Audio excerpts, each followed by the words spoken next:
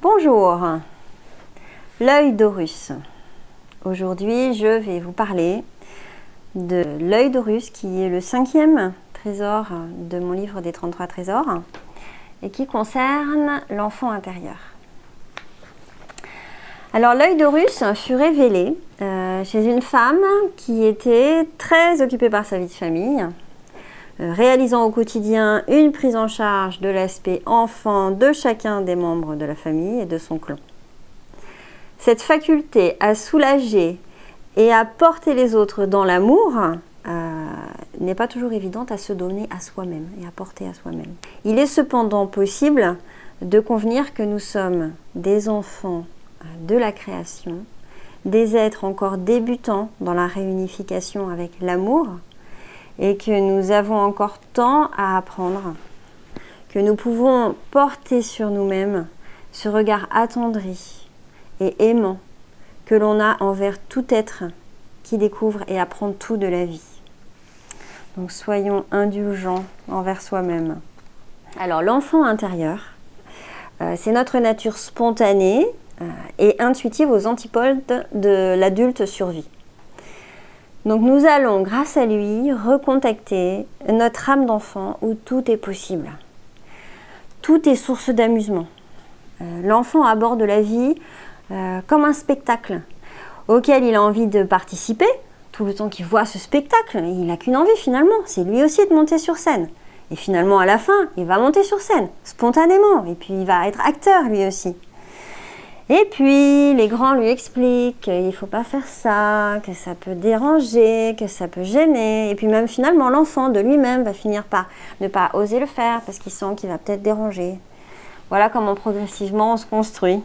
Ainsi, cette métaphore nous invite à aborder les limitations dues à des conditionnements extérieurs, mais principalement à ce que nous faisons de ces informations et de nos croyances tout au long de notre vie. Parce qu'il ne s'agit pas que d'informations extérieures. Il ne s'agit pas forcément de conditionnement extérieur. Parfois, on se l'inflige à nous-mêmes tout seul.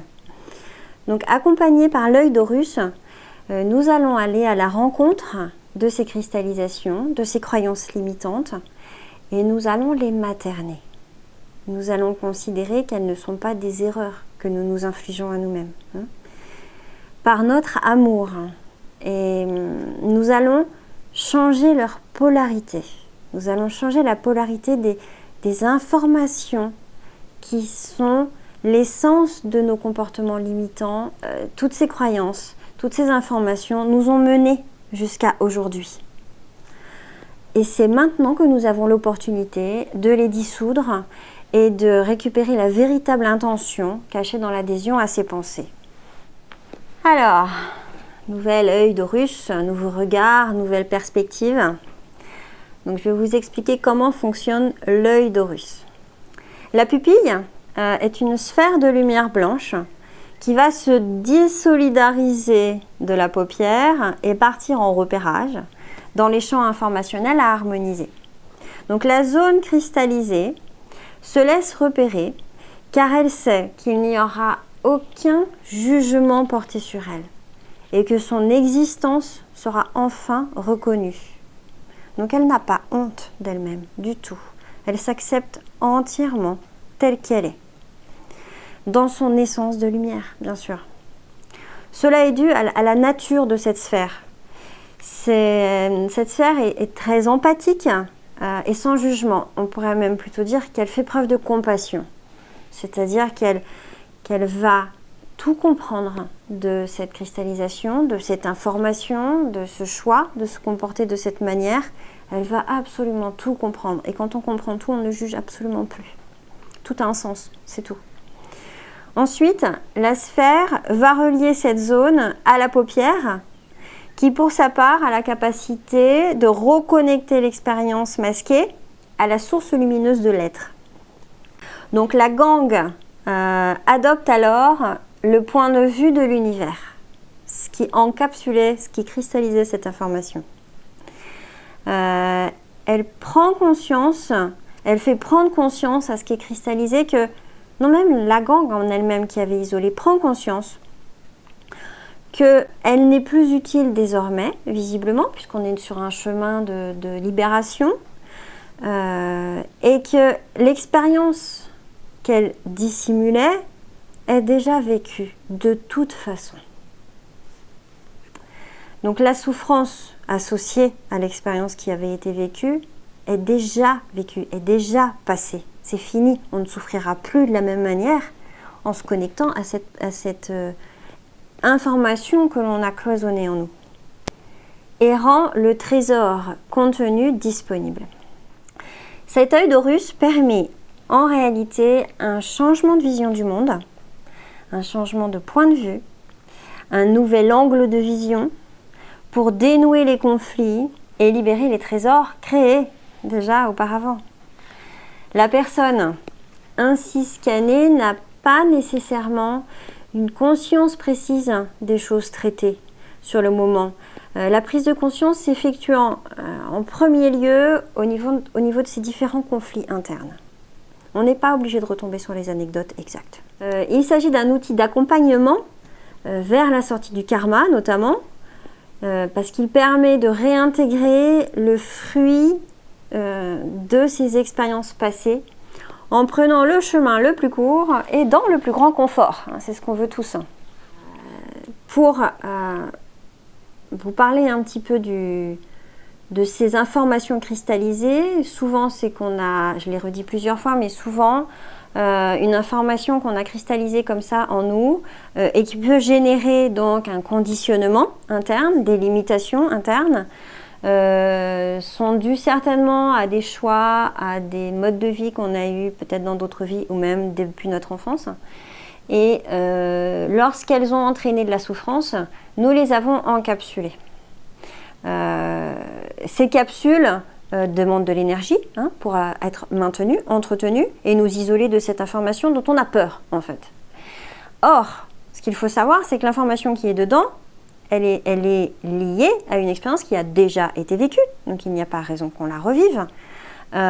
Et ensuite, chaque expérience contient un trésor, un enseignement.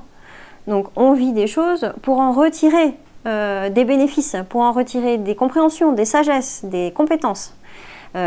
Vous comprenez que si on isole en permanence, si on encapsule en permanence cette expérience, il va falloir la refaire pour récupérer l'enseignement qui est contenu, parce que là, on n'y a pas accès.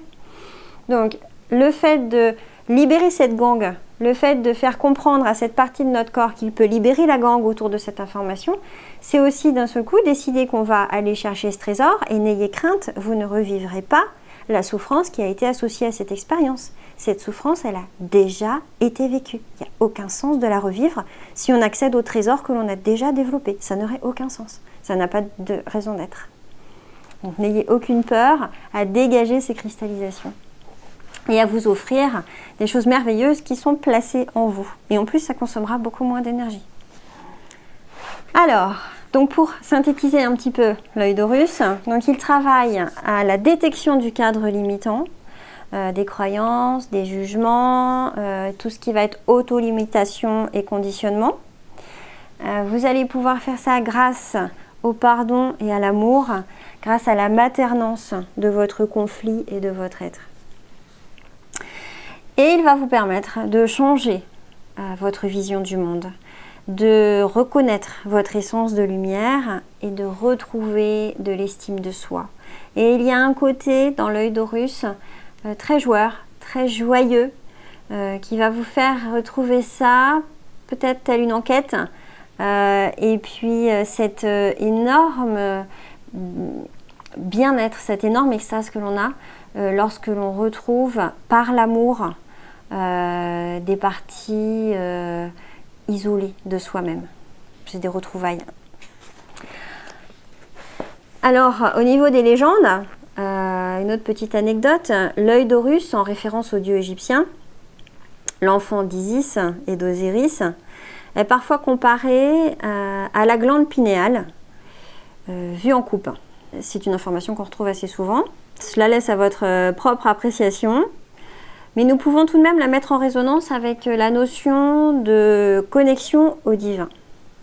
La glande pinéale est en effet un organe de connexion très important qui possède notamment des fonctions de gestion et de régulation des sens extrasensoriels par le déploiement et le maintien de leurs canaux énergétiques des sens extrasensoriels.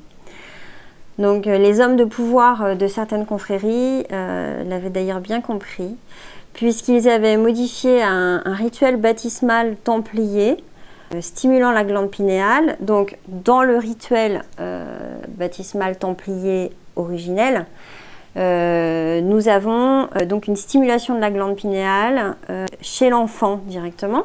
Le rituel se faisait aussi dès l'enfance pour préparer la formation de toutes ces capacités extrasensorielles et finalement de préparer les futurs initiés.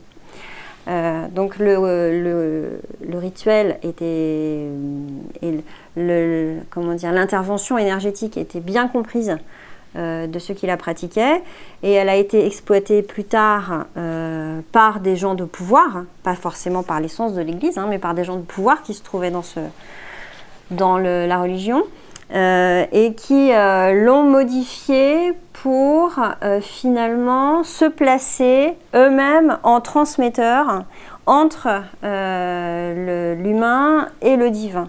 C'est-à-dire qu'au contraire, ils ont bouché, ils ont bloqué le développement de la glande pinéale et par conséquent d'éclaircence et d'une connexion personnelle au divin, et ils ont décidé de se poser en entremetteur.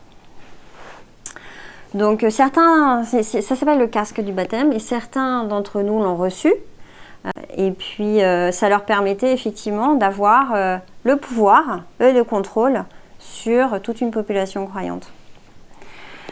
Donc nous l'avons, pour certains d'entre nous, nous l'avons reçu parce que même si l'intention de la personne qui le pose maintenant, l'intention de la personne qui fait le baptême n'est plus la même, et le prêtre n'a plus forcément la conscience de tout le rituel énergétique qu'il y avait derrière, ça n'empêche que les mots sont les mêmes souvent, et les lieux sont les mêmes de la pratique du baptême.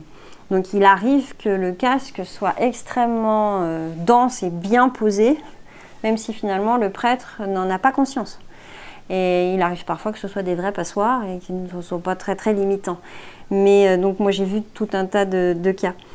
Donc à noter que la suppression du casque est possible, et cela est l'occasion finalement véritablement de renforcer en fait sa connexion au divin, à Dieu, à ce que vous voulez, et de laisser ses clairsens s'épanouir. Alors, s'offrir ce trésor révèle l'intention aimante que vous êtes prêt et déjà capable de vous accorder. C'est l'indication que vous tournez le regard vers vous-même cette fois, avec courage au départ, parce que c'est effectivement pas ce qu'il y a de plus simple, puis avec joie par la suite. Et quand vous réalisez que vous êtes votre véritable chemin vers l'éveil et vers la lumière. Aimer change la polarité d'une énergie. Chaque information, chaque énergie a ces deux polarités. Et dès que vous la faites rentrer dans l'amour, la bienveillance et la maternance, vous changez sa polarité et vous lui donnez sa polarité de lumière. Donc s'aimer, se pardonner, permet de retrouver son essence source, l'essence de notre pouvoir créateur, et ceci sans jugement aucun. Donc retenez bien qu'il s'agit là d'une première étape, d'un premier pas vers la reconnaissance de son pouvoir créateur. Donc chaque fois que vous ressentez n'importe laquelle des sensations liées à des notions de limitation, vous pouvez utiliser ce trésor. Les sensations peuvent être une sensation, on peut se sentir freiné dans une action, dans un projet, dans la famille, on peut sentir de l'étroitesse, on peut sentir de la compression, de la contrainte, même un rejet. Ceci simplement pour vous donner quelques exemples. Laissez-vous éclairer par l'œil d'Horus, en le laissant vous guider jusqu'à votre essence de lumière, au cœur de votre être, dans le berceau de votre incarnation, ici présente. Alors je vais vous montrer le mudra que vous pouvez utiliser. Alors c'est un mudra marrant, c'est un mudra d'enfant. C'est comme l'oiseau qui s'envole, que l'on fait avec les mains, comme en ombre chinoise. Et vous pouvez le poser comme ça sur votre cœur. Et avec vous, vous envolerez avec votre pouvoir créateur. Alors la phrase que vous pouvez utiliser en mantra, c'est la suivante. Je nais enfant du cristal et aime mon essence pure de lumière au plus haut point. Je vous remercie.